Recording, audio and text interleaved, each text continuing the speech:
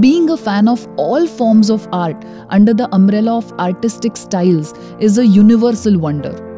Born out of this dedication is the legendary figure Keki Moose, famously known as Keki Moose.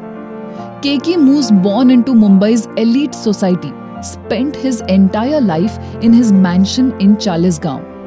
Locking himself willingly in this mansion, he crafted exquisite artworks.